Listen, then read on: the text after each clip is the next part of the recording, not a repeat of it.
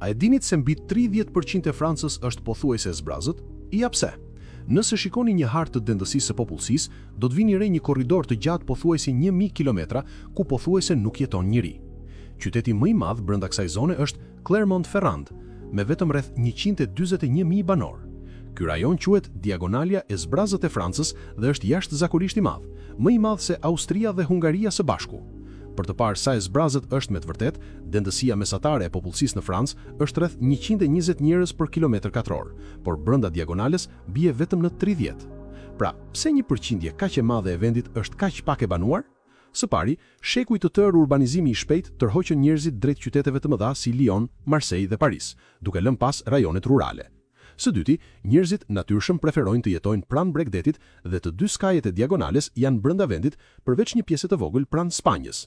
Nëse do ta rrotullonit këtë diagonale për 90 gradë, i gjithë modeli i popullsisë në Francë do të dukej krejtësisht ndryshe.